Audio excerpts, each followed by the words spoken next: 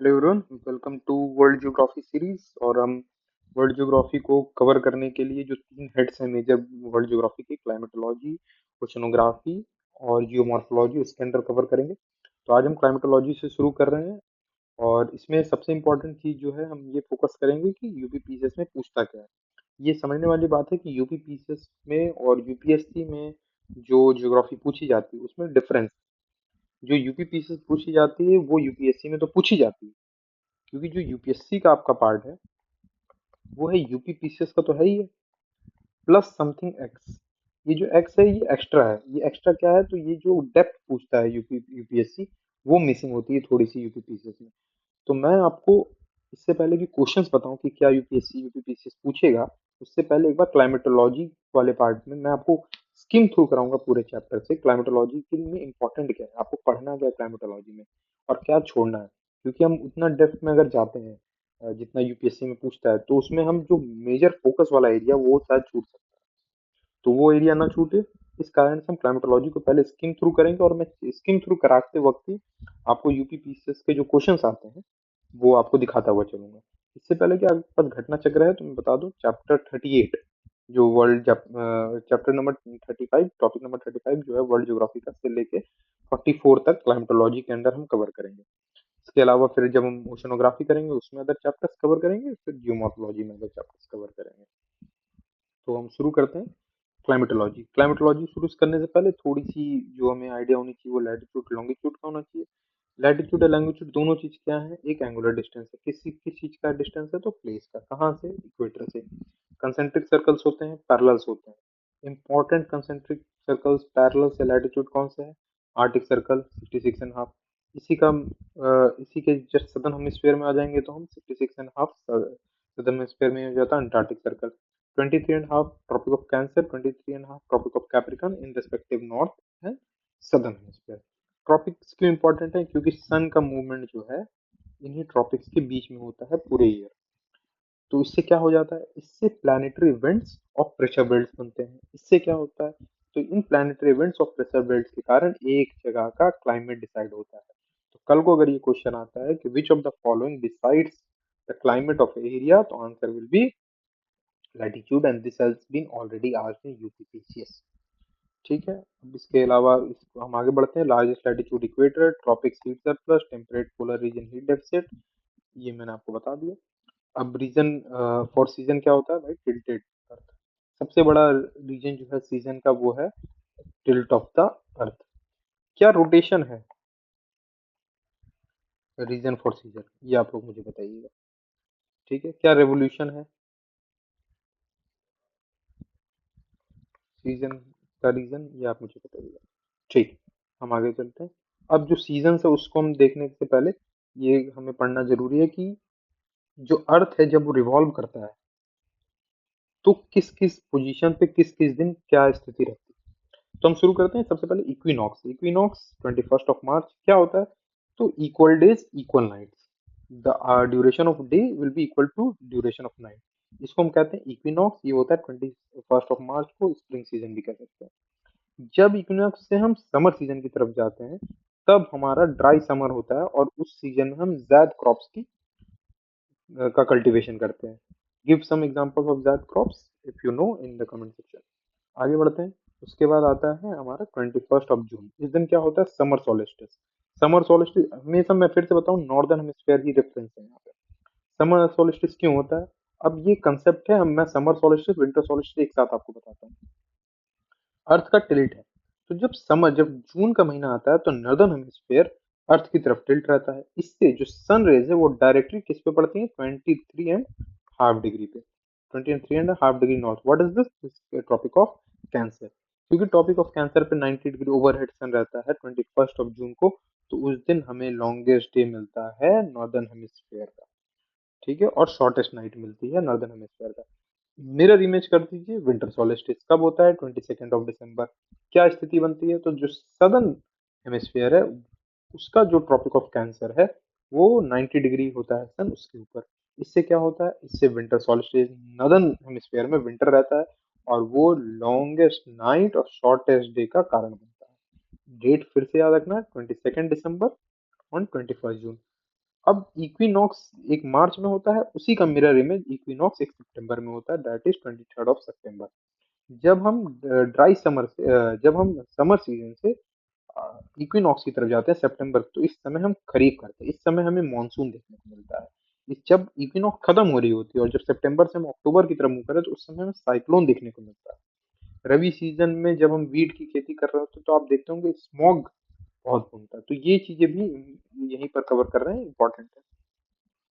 ठीक है, आगे बढ़ते हैं। Day light saving time temperate region की एक खासियत है। क्या खासियत है, क्यों करते हैं, इसका एक रीजन है कि क्योंकि जो अमाउंट ऑफ सनलाइट जो रिसीव करते हैं टेम्परेट रीजन्स में, वो कभी भी इक्वल नहीं आता। कभी वो हमेशा या अगर सन सदर्न हेमिस्फेयर में मूव कर जाता है, तो वहां पर लाइट कम होता है। जब नॉर्दर्न हेमिस्फेयर में मूव कर जाता है, तो लाइट ज्यादा होती है। तो इस कारण से एक डे लाइट सेविंग टाइम का कंसेप्ट आता है टेम्परेट रीजन में। दो ही चीज याद करना कि कहाँ होता है, टेम्परेट रीजन में। क्यों होता है, क्योंकि सन की अवेबिलिटी इरेगुलर है। ठीक है, अब हम लॉन्गिट्यूड देखते हैं। सिंपल, क्या है, एंगुलर डिस्टेंस इसका प्लेस का, कहाँ से, prime meridian. What is prime meridian, that is 0 degree. कहाँ पर है ये, ग्रीनविच यूके से पास करता है। फिर 180 डिग्री हम सब जानते हैं इंटरनेशनल डेट लाइन है। ठीक है, 30, ये बहुत इंपॉर्टेंट है, इस पे क्वेश्चन आ चुके हैं। और क्योंकि ये थोड़ा सा बेसिक कैलकुलेशन करते हैं, तो मैं इससे पहले कि अब इसको कैलकुलेशन ब्रेक डाउन करके बताऊं, मैं आपको सिंपल एक फैक्ट याद रखने को कहता हूँ कि 15 डिग्री इक्वल्स टू 1 आवर। तो कोई भी क्वेश्चन आ जाए, अब अगर 0 डिग्री है और आप 0 डिग्री के ईस्ट में है या फिर वेस्ट में है, तो अगर 0 डिग्री में 12 बज रहा है और आपसे बोल दिया जाए 30 डिग्री, 30 इज लाइक 15 × 2, यानी 2 आवर्स आप जोड़ दीजिए, 12 बज रहा है, तो यहाँ कितना बज रहा होगा, 2 बज जाएंगे। और अगर आपसे वेस्ट में पूछ दिया जाए, तो अगर 12 बज रहा है ग्रीनविच मीन टाइम में, तो सिंपल, अगर आपको 30 डिग्री वेस्ट में पूछा जाए, तो 15 × 2, what is this, 2 hours, 2 hours यानी 2 घंटा पीछे। तो अगर यहाँ 12 बज रहा है, तो वेस्ट, तो 30 डिग्री वेस्ट में क्या बचेगा, 10। एक ही कैलकुलेशन है, सिंपल। इसके कारण से क्या होता है, जब हम ईस्ट में जाएंगे, अब जैसे हम यहाँ से इंटरनेशनल डेट लाइन हम जब भी देखेंगे, तो इंटरनेशनल डेट लाइन के जब हम ईस्ट में जाएंगे, तो हमें एक डे गेन होगा। बहुत सिंपल सी मैं कंसेप्ट आपको बताऊंगा कि इंटरनेशनल डेट लाइन में गेन होने का क्या मतलब है, कि डेट में रिड्यूक्शन। अगर आपके यहाँ मान लीजिए 10 तारीख है और आप कहीं जा रहे हैं, तो 9 तारीख हो जाए, तो इसका मतलब क्या हुआ, आपने एक दिन गेन कर लिया, क्योंकि वो 10 तारीख उस जगह पे फिर से आएगी। तो moving east is you are gaining 1 day, and moving west you are losing. ठीक है, मूविंग अहेड, मैं बेसिक कंसेप्ट मान के चल रहा हूँ कि आपने कम से कम 1 से 2 बार ज्योग्राफी पढ़ रखी है, इसलिए मैं बहुत डेप्थ में नहीं जा रहा हूँ, बहुत ज्यादा टाइम स्पेंड नहीं कर रहा हूँ उस जगह पे। ठीक है, इंडियन स्टैंडर्ड टाइम। अब स्टैंडर्ड टाइम क्या होता है, हर कंट्री एक एक लॉन्गिट्यूड को अपना स्टैंडर्ड मेरिडियन बनाती है। इंडिया ने क्या बनाया, एक ही स्टैंडर्ड मेरिडियन है इंडिया का, जिसको हम कहते हैं IST, Indian standard time, that is 82.5 degree meridian. ये कितना है, तो 5.5 घंटा अहेड ऑफ जीएमटी है। तो अगर फिर से देखिए वही कंसेप्ट हम लगाएंगे, this is your GMT, GMT is 0 degree. अगर मान लीजिए यहाँ 12 बज रहा है, तो हम 5.5 घंटे, तो 5.5 घंटे आप जोड़ देंगे, तो आपको उससे इंडिया का जो प्राइम मेरिडियन है वो आपको मिल जाएगा, इंडिया का जो स्टैंडर्ड मेरिडियन है। तो ये हमने कवर कर लिया है लैटिट्यूड और लॉन्गिट्यूड के बेसिक। इससे अब हमें क्या होगा, जब हम प्लानिटरी सिस्टम्स पढ़े, प्लानिटरी विंड्स पढ़ेंगे या प्रेशर सिस्टम्स पढ़ेंगे, तो हमें वहाँ बहुत इजी होने वाला है। अब मैं आपको क्लाइमेटोलॉजी स्टार्ट कर रहा हूँ। क्लाइमेटोलॉजी में सबसे पहली चीज जो हमने टॉपिक में देखा, वो था एटमोसफेयर। तो हम जल्दी से एटमोसफेयर स्किम करते हैं। इफेक्टिव एटमोसफेयर की जो हाइट है, वो है 80 किलोमीटर। ठीक है, अब इससे पहले कि मैं आपको वो सारे लेयर्स बताऊं, सब बताऊं, मैं थोड़ा सा अर्ली एटमोसफेयर के बारे में बता देता हूँ आपको, बहुत इजी है। जब अर्ली एटमोसफेयर बना था, तो हाइड्रोजन और हीलियम था। ठीक है, एबेंडेंस में थे, और लाइटर गैस जो है, तो वही स्केप कर पाए थे। ठीक है, अब अर्ली लाइफ जब आया था अर्थ पे, तो बहुत सारा वोल्केनिज्म हुआ था, आपको पता है, डीगैसिंग हुई थी। ठीक है, इससे नाइट्रोजन, सल्फर, है ना, वाटर वेपर, आर्गन, CO2, ये सब निकले थे। ठीक है, तो इस कारण से ये हम अर्ली एटमॉस्फेयर, ये बहुत बार पूछा नहीं गया, इसलिए मैं इसमें ज्यादा डेप्थ में नहीं जाऊंगा कि वोल्केनिज्म से किस तरह की गैस निकलती है, वो मान लीजिए मॉर्फोलॉजी में देख लीजिए। ठीक है, अब जो इंपॉर्टेंट है हम उस पे आते हैं। ये इस इमेज पे बहुत ज्यादा क्वेश्चन पूछे जा चुके हैं कि कौन सा लेयर कहाँ आता है, किस लेयर की क्या खासियत है, किस लेयर में क्या घटता है, क्या बढ़ता है।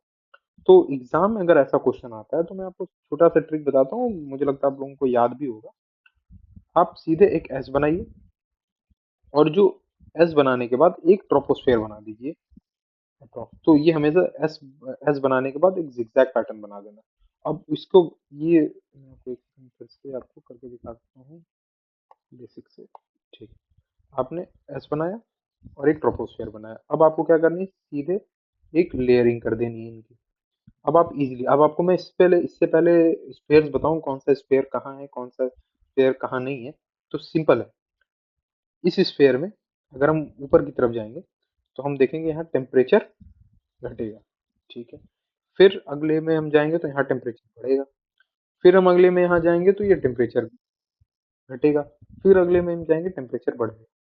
तो सिंपल, आप एक एस बनाइए और एक ट्रोपोस्फेयर आपको अलग से बनाना है। ठीक है, अब हम इसको थोड़ा डेप्थ में पढ़ने की कोशिश करते हैं। ठीक है, अब जो सबसे पहले ट्रोपोस्फेयर, ये सबको याद रहता है क्योंकि हम ट्रोपोस्फेयर में ही रहते हैं।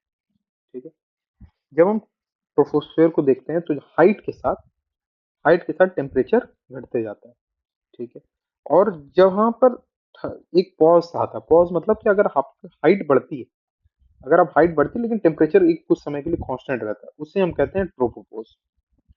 ठीक है, ट्रोपोपोज में क्या होता है भाई, तो ट्रोपोपोज के आसपास हम देखते हैं क्यूमुलोनिम्बस क्लाउड बनते हैं। ठीक है, अब थोड़ा सा हम जैसे ऊपर जाएंगे तो हमें स्ट्रेटोस्फेयर दिख जाएगा। स्ट्रेटोस्फेयर की सबसे पहली खासियत, तो यहाँ टेम्परेचर बढ़ते हुए दिखेगा।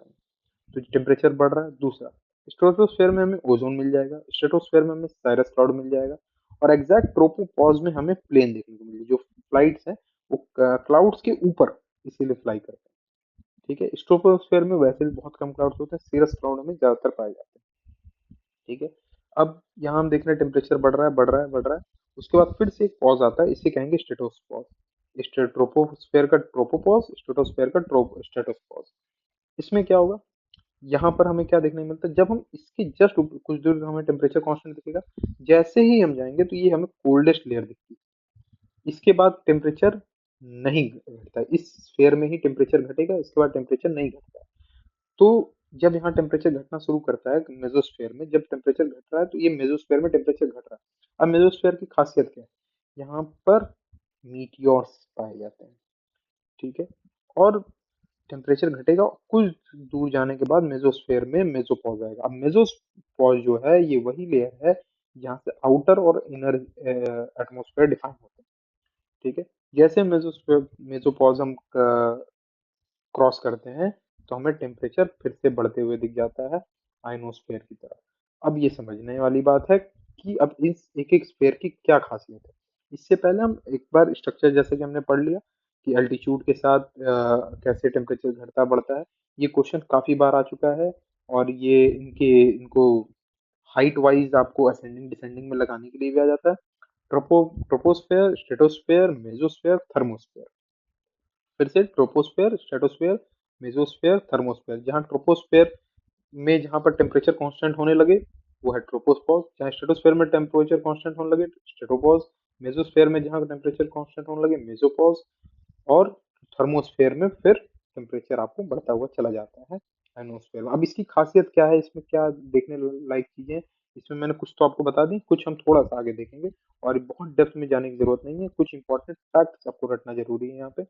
इफेक्टिव एटमॉस्फेयर हमें 80 किलोमीटर तक देखने को मिलता है, 80 किलोमीटर तक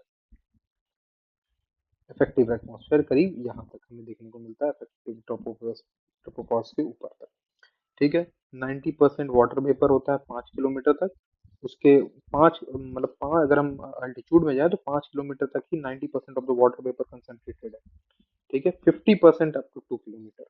ठीक है, वाटर वेपर लेकिन मिलता हमें 90 किलोमीटर तक है। पहली चीज, वाटर वेपर कंडेंस्ड क्लाउड में मिलता है, हमें रेनफॉल में मिलता है, हमें समय पता है।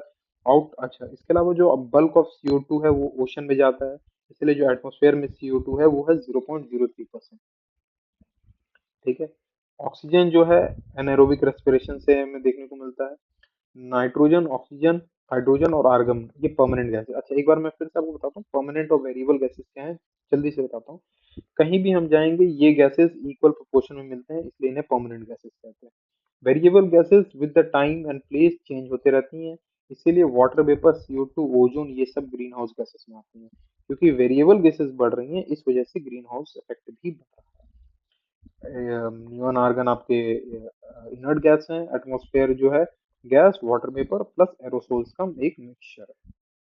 ठीक, अब हम जल्दी जल्दी एक एक स्फीयर को थोड़ा सा देखने की कोशिश करेंगे। ट्रोपोस्फेयर में क्यूमुलुम्बस क्लाउड है, एयरप्लेन देखने को मिलता है, 90% ऑफ एटमॉस्फेयर आपको विद इन 32 किलोमीटर आपको देखने को मिल जाता है। एक बार फिर से बता दूं, 90% of water vapour is found up to 5 kilometre, but 90% of the atmosphere is within 32 kilometre. ठीक है, ट्रोपोपॉज की हाइट क्या है? 8 kilometre at poles and 18 kilometre at equator. बहुत सिंपल सी लॉजिक है इसके पीछे।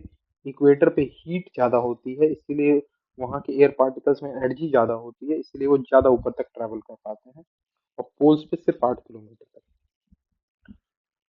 ठीक है, अब एक चीज देखने वाली बात है। ट्रोपोस्फेयर जो है वो हाइट उसकी मैंने जैसे आपको बताया 18 किलोमीटर इक्वल है, क्योंकि बिकॉज ऑफ हीट है। अब उसमें आगे हम देखने वाली बात है, इक्वेटर पे ही हमें ज्यादातर क्यूमुलुम्बस क्लाउड देखने को मिलता है। क्यूमुलुम्बस क्लाउड क्यों देखने को मिलता है इक्वेटर पे? क्योंकि सबसे ज्यादा इवापोरेशन वहां होता है। ठीक है, temperature decreases as height increases. ठीक है, हीट। अच्छा, अब एक चीज और हमें समझने वाली बात है कि जो हीटिंग ऑफ द अर्थ होती है वो किससे होती है? वो होती है लॉन्ग वेव रेडिएशन से। लॉन्ग वेव कैसे होता है? जब अर्थ सरफेस पे सनलाइट आती है, सन रेडिएशंस आती हैं, और जब वो रिफ्लेक्ट होती है, आती तो वो शॉर्ट वेव है, लेकिन रिफ्लेक्ट होने के बाद वो हो जाती है लॉन्ग वेव। तो लॉन्ग वेव से ही हमारी हीटिंग होती है टेरेस्ट्रियल की, शॉर्ट वेव से नहीं होती। समझने वाली चीज ये है। इसके कारण क्या होता है, जो ग्रीन हाउस गैसेज हैं एब्जॉर्ब कर लेती हैं लॉन्ग वेव टेरेस्ट्रियल रेडिएशन को। इस कारण से ग्रीन हाउस इफेक्ट और क्लाइमेट चेंज हमें अधिकतर मात्रा में, जो सारा क्लाइमेट चेंज है वो कंसंट्रेटेड हो जाता है ट्रोपोस्फेयर में। फिर से जो इसमें इंपॉर्टेंट फैक्ट है, ट्रोपोपॉज की हाइट 8 किलोमीटर होती है पोल पे, 18 किलोमीटर होती है इक्वेटर पे, 90% ऑफ द एटमोसफेयर है वो 32 किलोमीटर के अंदर आ जाता है। और सबसे इंपॉर्टेंट बात, जो जो लॉन्ग वेव रेडिएशन है इससे टेरेस्ट्रियल हीटिंग होती है, ये उससे लैंड की हीटिंग होती है। शॉर्ट वेव हम अर्थ में के अंदर जो एटमोसफेयर में आती है वो शॉर्ट वेव, रिफ्लेक्ट होने के बाद वो हो जाती है लॉन्ग। ठीक, अब हम स्ट्रेटोस्फेयर में देखते हैं, बहुत ज्यादा नहीं है, ओजोन पाया जाता है। यूवी रेस जो आती हैं उससे ozone layer in UV rays को ट्रैप कर लेते हैं, और जो हार्मफुल यूवी रेस हम तक पहुंचते हैं वो रुक जाती है। इसके अलावा जो हाइट के साथ टेम्परेचर बढ़ता है ये मैं आपको बता चुका हूँ। ठीक है, क्यों बढ़ता है? क्योंकि यहाँ ओजोन लेयर होती है, इस वजह से हाइट के साथ टेम्परेचर बढ़ती है। अब हम मिजोस्फेयर देख लेते हैं। मिजोस्फेयर में absence of green house gas है। फिर से अब याद करिए, मिजोस्फेयर में क्या बढ़ता है क्या घटता है? ये दिस इज योर मिजोस्फेयर। ठीक है, मिजोस्फेयर में क्या हुआ, टेम्परेचर घटेगा, कोल्डेस्ट जगह है, इसलिए ग्रीन हाउस गैसेज बहुत यहाँ एब्सेंस है। उसके बाद आपको देखने को मिलता है टेम्परेचर डिक्रीज करता है हाइट से, ये मैं बता चुका हूँ। हाई लैटिट्यूड पे विजिबल है समर सीजन में, बहुत ज्यादा नहीं पूछा गया है ये। हाँ, यहाँ पर कंडेंसेशन होता है मीटियोरिक डस्ट का एंड सम मॉइस्चर का। ठीक है, और यहीं पर वो कामरान लाइन है जिसे हम एक लाइन मानते हैं कि इसके बाद स्पेस शुरू हो जाता है। अप्रॉक्स 100 किलोमीटर पे होता है ये काम, करमान लेयर। और इस करमान लेयर के बाद हम कहते हैं कि स्पेस शुरू हो गया। उसके बाद मीजोपॉज आता है, ये कोल्डेस्ट लेयर। ठीक है, तो हम थर्मोस्फेयर पे जल्दी से स्किम शुरू करते हैं। यहाँ टेम्परेचर बढ़ता है हाइट के साथ। गैसेज यहाँ पर आयनिक स्टेट में होती है, आयंस के फॉर्म में होती है, इसीलिए ये इंसोलेशन को ट्रैप करती हैं, और ये एक्सट्रीमली एक्सट्रीमली हॉट रीजन है। ठीक है, अब हम आयनोस्फेयर में चलते हैं। ये 80 किलोमीटर एंड बियॉन्ड 640 भी है, कोई लोग कहीं जगह आप देखोगे 800 में मिल जाता है लिखने के लिए। अब यहाँ दिक्कत है क्योंकि आयंस यहाँ पाए जाते हैं, इसीलिए ये एरिया रेडियो कम्युनिकेशन के लिए सबसे इम्पोर्टेंट है। ठीक है, क्योंकि यहाँ आयंस पाए जाते हैं। अब यहाँ एक बहुत मजेदार बात यह है कि यहाँ हाई एनर्जी सनरेज आती है, कॉस्मिक रेज आती है, ब्रेक करते हैं एटम्स को, जिसके कारण वो आयोनाइज हो जाते हैं, पॉजिटिवली चार्ज हो जाते हैं, ये फ्री पार्टिकल की तरह बिहेव करते हैं। और at night time only cosmic rays ionisation is weak. ठीक है, इसमें जो सबसे इंपॉर्टेंट चीज है वो आपको रेडियो कम्युनिकेशन वाली चीज है, कि रेडियो कम्युनिकेशन हमें आयोनोस्फेयर की वजह से होता है। अब एक्सोस्फेयर में चलते हैं। Exosphere beyond 640 kilometre, highly rarefied atmosphere है, बहुत कम चीजें मिलती हैं यहाँ पर। Very high temperature, but temperature यहाँ फील नहीं होता। ठीक है, because no existence of air temperature can be felt यहाँ पर, क्योंकि रेडिफाइड एटमोस्फेयर, इसलिए यहाँ टेम्परेचर फील ही नहीं होता। अब एक हमें देखना नॉर्दर्न लाइट्स और ऑरा, इसे क्या कहते हैं? ये मिड नाइट्स में हमें हाई लैटिट्यूड्स में दिखने को मिलता है। एग्जोस्फीयर क्या होता है, मैं आपको सीधे बताता हूँ, अर्थ है, इसके अराउंड एक मैग्नेटिक फील्ड होता है, लेकिन कुछ सोलर रेडिएशन यहाँ से पेनिट्रेट कर जाती हैं, जिसके कारण हाई लैटिट्यूड्स में हमें वो लाइट्स देखने को मिलती हैं, जो कि आयरलैंड, नॉर्वे, ये सब बहुत फेमस है इस चीज के लिए। ठीक है, सन एमिट करता है सोलर विंड, कोरोना से प्लाज्मा होता है, वो इंटरेक्ट करता है मैग्नेटोस्फेयर से, डिस्टर्बेंस होता है, कोलिजन होता है चार्ज पार्टिकल्स का, इतना आपको जानने की जरूरत है नहीं। ठीक है ना, इसमें इमिट लाइट करती है, वो एनर्जी रिलीज करती है, charge particle interact with geomagnetic field, thus visible in highlight. जो मैं सिंपल बता दिया आपको कि अर्थ है, इसकी मैग्नेटिक फील्ड है, यहाँ से वो पेनिट्रेट करते हैं जो सोलर रेडिएशन आते हैं, इसी कारण से हमें नॉर्दर्न हेमिस्फेयर में देखने को मिल जाता है, और इसी बेसिस पे आप इजिली उसको टैकल कर लेंगे। ठीक, वो मैं आपको जैसे बता चुका, सन है ये, सन में हाइड्रोजन फ्यूजन होता है, शॉर्ट वेव रेडिएशन रिलीज होती है, अर्थ पे टकराती हैं, ये लॉन्ग वेव रेडिएशन से कन्वर्ट हो जाती है। ठीक है, अब हीट बजट क्या है अर्थ का, एवरेज टेम्परेचर 15 डिग्री है। अर्थ इन और आउट का इनफ्लक्स और आउटफ्लक्स मेंटेन करता है। ठीक है, बट आउटफ्लक्स इमीडिएट नहीं होता है, इसका एक टाइम गैप होता है। ठीक है, that's why temperature is maintain. तो जब भी हमें हीट बजट हम पढ़ते हैं तो कहाँ कहाँ एब्जॉर्प्शन होता है, क्योंकि जितना टेम्परेचर इनफ्लक्स है उतना आउटफ्लक्स नहीं, तो वो कहाँ कहाँ एब्जॉर्ब होता चला जाता है, उसे हमें पढ़ने की जरूरत है। 35% एब्जॉर्ब बाई ओजोन लेयर, फिर उसके बाद 15% जो क्लाउड कवर, 30% एनर्जी जो है वो अर्थ के सरफेस पे आती है, 50%, माफ करिएगा, तो 50% एब्जॉर्ब और 50% अर्थ पे आती है। 15 में क्या है भाई, 35% ओजोन ले गया, 15% बाकी के क्लाउड कवर ले गया। फिर से समझिए, जब स्ट्रेटोस्फेयर में आता है तो पहले ओजोन, फिर उसके नीचे जाते हैं तो हम क्लाउड कवर जो हमें मिल जाते हैं 15%, वो 50% एनर्जी आई। अब इस 50% में 20% कहाँ जाता है, तो वो लॉस्ट हो जाता है किसमें, लेटेंट हीट ऑफ इवापोरेशन। ये क्या है, एक मॉलिक्यूल को जो वेपराइज करने के लिए हीट और एनर्जी की जरूरत होती है, उसे हम कहते हैं लेटेंट हीट ऑफ इवापोरेशन। फिर 10% कहाँ लॉस हो जाता है, सेंसिबल हीट, जो हम टेम्परेचर बॉडी, जो उसको बॉडी की टेम्परेचर में उसमें 50% जो होते हैं वो ग्रीन हाउस गैसेज एब्जॉर्ब करते हैं, इसीलिए ग्रीन हाउस गैसेज जब बढ़ेंगी तो ये एब्जॉर्प्शन बढ़ जाएगा। रिमेनिंग 5% हम स्पेस में रिलीज हो जाता है। ठीक है, अब इसके अलावा ब्लू लाइट स्कैटरिंग होती है, उस वजह से ब्लू दिखता है, तो वो आप बिल्कुल, वो आप साइंस में आपको पढ़ाया गया है। एल्बिडो हम देख लेते हैं जल्दी से। एल्बिडो क्या है भाई, रेशियो है किस चीज का, total solar radiation falling upon a surface तो उससे अमाउंट रिफ्लेक्टेड। एवरेज एल्बिडो क्या है इन वर्ल्ड का, 30, अर्थ का वो है 35%। सबसे कम रिफ्लेक्शन कहाँ होगा, तो डार्क सॉइल पे होगा, और हाईएस्ट क्या होगा, स्नो का होगा। ठीक है, हॉरिजॉन्टल मूवमेंट ऑफ एयर को एडवेक्शन कहते हैं, वर्टिकल मूवमेंट ऑफ एयर को कन्वेक्शन करते हैं कहते हैं। अब एडवेक्शन से क्या होता है भाई, विंड विंड फ्लो होती है, एक प्रेशर रीजन से दूसरे प्रेशर रीजन में जाएंगे तो। वर्टिकल से क्या होता है, इंस्टेबिलिटी क्रिएट होती है, अगर वर्टिकल मूवमेंट जहाँ भी होगा वहां पर लो प्रेशर जोन बन जाता है। अभी हम इसको धीरे धीरे आगे हम देखते हैं इजीली। देखिए, जब कहीं पर बहुत ज्यादा हीट होती है तो वहाँ की जो हवा होती है वो हल्की हो जाती है। हल्की होने के कारण वो हवा ऊपर की ओर ट्रेवल करती है हीट होने के कारण। आप जैसे आप पानी बॉईल करते हैं कहीं जगह, तो आपने देखा होगा कि जो गर्म पानी है वो बॉईल होकर ऊपर की तरफ आता है। सिंपल कंसेप्ट है। तो यहाँ पर एक वैक्यूम क्रिएट होता है, खाली जगह क्रिएट होती है, इसको भरने के लिए एयर रश करती है। ठीक है, फिर यहाँ से हीट होती है, तो ये साइकिल चलते रहता है। फिर कुछ दूर जाएगा ये ठंडा होगा, ठंडा होने से डाइवर्जेंस होगा, इसको कहते हैं लो प्रेशर सिस्टम। इससे क्या होता है, ये समर में पाया जाता है, रेन होता है, प्रेसिपिटेशन होता है।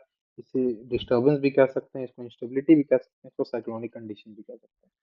तो जहाँ भाई ये टर्म देखने को मिल जाए, ये सब लो प्रेशर सिस्टम को डिनोट करते हैं।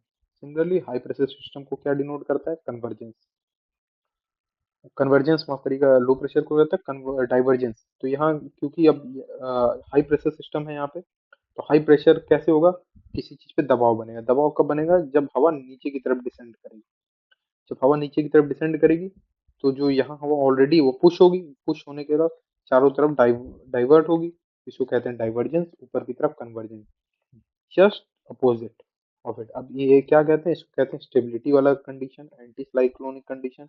यहाँ हमें क्लियर स्काई देखने को मिलता है, ये ज्यादातर विंटर्स में होता है, यहाँ क्लाउडलेस कंडीशन होता है।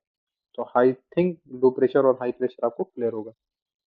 एडियाबेटिक लैप्स रेट ये पूछा नहीं गया है, बहुत ज्यादा। अगर आप फिर भी एडियाबेटिक लैप्स रेट, और लैप्स रेट क्या होता है ये भी जानना है कि, तो बेसिक सा कंसेप्ट है कि कोई भी एयर पैकेट को अगर हम हवा में छोड़ते हैं और वो ऊपर की तरफ ट्रेवल करता है तो किस रेट पे वो कूल होता है। तो एवरेज एडियाबेटिक लैप्स रेट है वो 6.5 डिग्री पर किलोमीटर है। तो वो एयर करीब 6.5 डिग्री टेम्परेचर लूज करेगा जब वो 1 किलोमीटर का डिस्टेंस ट्रैवल करेगा। बस इससे ज़्यादा आपको उसमें जानने की ज़रूरत है नहीं। ड्राई एडियाबेटिक लैप्स रेट ये सब जानने की जरूरत है। अब थोड़ा सा हम टेम्परेचर इन्वर्जन देख लेते हैं। टेम्परेचर इन्वर्जन में ये जो लैप्स रेट है वो नेगेटिव हो जाता है। नेगेटिव होने का क्या मतलब है कि जब कोई एयर पैकेट ऊपर की तरफ मूव कर रहा है तो वो टेम्परेचर लूज नहीं कर रहा। बहुत सिंपल। अब हम देखते हैं इसको थोड़ा सा डिस्क्रिप्शन में क्योंकि इससे क्वेश्चन आते हैं। Normally increase in height decrease in temperature, ये बेसिक। बट अगर इसका रिवर्स होने लगे तो उसे कहेंगे टेम्परेचर इन्वर्जन। अब इसके लिए कुछ कंडीशंस होती है। क्या होती है भाई? तो लॉन्ग नाइट, क्लियर स्काईज, काम and stable air, less humid. इसलिए जब हम दुबई में मैचेस देखते हैं तो दुबई में मैचेस में टीम सेकेंड इनिंग्स में ज्यादा बैटिंग करना प्रेफर करती है। क्यों? क्योंकि वहां ड्यू का कंडीशन होता है, और ड्यू किसका रिजल्ट है? Temperature inversion.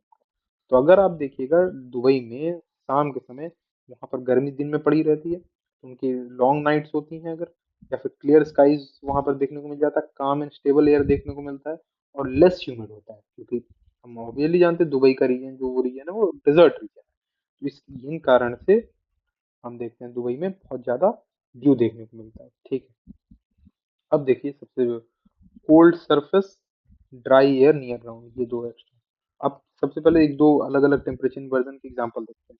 सबसे पहले ट्रोपोपॉज में हम देखते हैं कि temperature start increasing at a point. फिर से हम एक बार वो एस बनाते हैं, और ये यहाँ ट्रोपोपॉज है, यहाँ के बाद टेम्परेचर इंक्रीज करने लगता है। एक तो ये air packet reach till here then start moving downward. तो यहाँ एक हमें टेम्परेचर इन्वर्जन देखने को मिलता है। ठीक है। अब ये एक एक्सेप्शन नहीं है, लेकिन ये एक्सेप्शन है। इसे कहते हैं ग्राउंड इन्वर्जन। ठीक है। कूल विंटर नाइट में the air above the cold surface gets cool. अब ये लैंड है, इसके ऊपर जो एयर है ये ठंडा हो गया क्योंकि लैंड जल्दी ठंडा होता है, तो इसलिए एयर पैकेट ठंडा हो जाता है। But the layer above that cooler layer, अब ये एयर पैकेट ठंडा हो चुका है और ये एयर पैकेट गर्म है, ये वार्म है ये कूल है। तो ये एयर पैकेट जो है, the layer cool layer is still warmer, the air doesn't get cooler but warmer। तो कॉमन इन permafrost region। तो अब फिर से हम समझते हैं जो कूल एयर है, बहुत, मैं कंसेप्चुअली समझ रहा हूँ कि हमेशा जो ऊपर की तरफ जाने पे नॉर्मली टेम्परेचर डिक्रीज होना चाहिए, लेकिन क्योंकि कूलर एयर ज्यादा लैंड के करीब है और ऊपर टेम्परेचर इंक्रीज हो रहा है, तो इसे नॉन एडवेक्शनल इन्वर्जन या ग्राउंड इन्वर्जन का ये एग्जांपल होता है। ये जनरली हमें कब देखने को मिलता है? ये हमें ठंड में देखने को मिलती है, और ये पर्माफ्रॉस्ट रीजन में बहुत कॉमन है क्योंकि पर्माफ्रॉस्ट रीजन में जो लैंड है वो परमानेंटली कूल रहता है और फ्रॉस्ट में रहता है और आइस रहती है। This is the diagram. इससे क्या होती है भाई? ये वार्म पैकेट, ये कोल्ड पैकेट, तो ये ट्रैवल नहीं कर सकते, तो बीच में हमें फॉगी रीजन देखने को मिलता है। तो इसीलिए जब हम फॉग देखते हैं ठंड में, उसका कारण है ग्राउंड इन्वर्जन। तीसरा वैली इन्वर्जन हमें देखने को मिलता है। वैली। ठीक है। वैली इन्वर्जन में सबसे बड़ी बात क्या है कि जो विंटर में जो कूल एयर है वो वैली की तरफ डिसेंड करती है। ठीक है। और जो वार्म एयर है वो ऊपर की तरफ जाएगी। ठीक है। डिसेंडिंग कूल एयर जो है वो क्रॉप्स को डैमेज करती है। बहुत सिंपल सी बात है। ये ठंड का टाइम है, यहाँ का टेम्परेचर ये जल्दी ठंडा हो गया, और यहाँ पर का जो एयर पैकेट है वो गर्म ही है, तो ये डिसेंड करेंगे नीचे की तरफ, ये क्योंकि ठंडे हैं, और ये असेंड करेगा ऊपर की तरफ। इसके कारण यहाँ जो क्रॉप्स रहते हैं वो डैमेज होते हैं। ठीक है। अब क्या होता है इसका इम्प्लीमेंटेशन? फॉग होता है। ठीक है। फॉग क्या होता है? Warm air cooled by cold air below condensation, जैसे मैं आपको बता चुका हूँ। कंडेंसेशन होता है, टाइनी वाटर ड्रॉपलेट्स के कारण लो विजिबिलिटी होती है, ठंड में हमें फॉग बहुत देखने को मिलता है। फर्स्ट होता है, ये क्या होता है? जब वही वाटर मॉइस्चर फ्रोजन हो जाता है, और ये जब क्रॉप्स को सबसे ज्यादा डैमेज करते हैं ये, क्योंकि क्योंकि वो फ्रोजन है तो उसका वेट है, तो वेट जब क्रॉप पे गिरेगा तो वो डैमेज करेगा। ठीक है।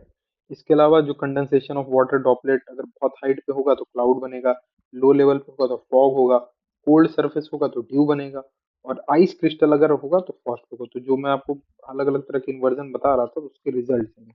हाइट पे हुआ तो क्लाउड बना वार्म वार्म पैकेट से, लो लेवल पे हुआ तो फॉग बना, और कोल्ड सरफेस मिला तो ड्यू जो हम देखने को मिलता है वो रहा, और आइस क्रिस्टल जब बनेगा जब वो फ्रॉस्ट रहे। ठीक है। अब हम फॉग फॉर्मेशन में देखते तो उसकी एडियाबैटिक रेडिएशन ये पढ़ने की बहुत ज्यादा जरूरत है नहीं हमें, लेकिन वही टेम्परेचर इन्वर्जन का ही यहाँ भी कंसेप्ट लगता है कि एडवेक्शन में क्या होता है, warm moist air over cold surface and temperature drop. तो हम बहुत ज्यादा इसमें डीप में नहीं जाएंगे क्योंकि ये बहुत ज्यादा पूछा नहीं गया है, तो इसमें हमें जाने की जरूरत नहीं। बस एक विजिबिलिटी का कंसेप्ट हम देख लेते हैं कि सबसे ज्यादा विजिबिलिटी मिस्ट में होती है और सबसे कम विजिबिलिटी होती है स्मॉग में। फॉग हिज एंड मिस्ट, और उसमें जब गैसेस और पोल्यूशन मिल जाएगा तो वो स्मॉग। ठीक है। एक फोटोकेमिकल स्मॉग होता है कि ये कंसेप्ट है, क्या होता है भाई? Nitrogen oxide when react with volatile organic compound in presence of sunlight, they give ozone and peroxyacetyl nitrate and aldehydes। अब एक चीज और थोड़ा सा इसको हम डेप्थ में समझते हैं यहाँ क्या इंपॉर्टेंट है। फोटोकेमिकल स्मॉग एक सेकेंडरी पॉल्यूटेंट है। ठीक है, सेकेंडरी पॉल्यूटेंट है। तो अब ये क्यों इतना खतरनाक है उसको समझने की जरूरत है। ये ठंड में बहुत बनते हैं। तो जब नाइट्रोजन ऑक्साइड रिलीज होता है और वॉलेटाइल ऑर्गेनिक कंपाउंड रिलीज होते हैं और सनलाइट का प्रेजेंस बहुत इंपॉर्टेंट है, तो एक रिएक्शन होता है। ठीक है, इसके कारण ozone, ozone is a very dangerous green house gas. इसके अलावा और भी केमिकल्स है। अब इससे दिक्कत क्या है, ये प्लांट को कार्बन सोर्स बना देता है। plant becomes a carbon source, and this is the reason photochemical smog is very very dangerous। इससे क्लोरोफिल का लॉस होता है, इससे लंग्स में इशू है, ये मेंटल रिटार्डेशन का कारण है। तो इसीलिए हम जब वोलेटाइल ऑर्गेनिक कंपाउंड्स को पढ़ते हैं कि पेंट से वोलेटाइल ऑर्गेनिक कंपाउंड निकल रहे हैं, तो वो क्यों डेंजरस है? क्योंकि वो फोटोकेमिकल स्मोक को बनाते हैं। फोटोकेमिकल फिर से समझना वाली बात है कि photo means in the presence of sunlight. Sunlight बहुत इंपॉर्टेंट है और कई बार क्वेश्चन जब आया है तो सनलाइट के ऊपर फोकस रहा है। photo, then chemical, then smog। smog comes with क्योंकि pollutant है, chemical क्योंकि peroxyacetyl nitrate and aldehyde बन रहा है, और photo due to presence of sunlight बन रहा है। ठीक है। इसके अलावा आप जानते हैं evaporation, humidity, condensation, precipitation, air. एक कंसेप्ट जो पूछा जाता है वो ह्यूमिडिटी का एक कंसेप्ट पूछा जाता है कि किसी जगह में कितनी रेनफॉल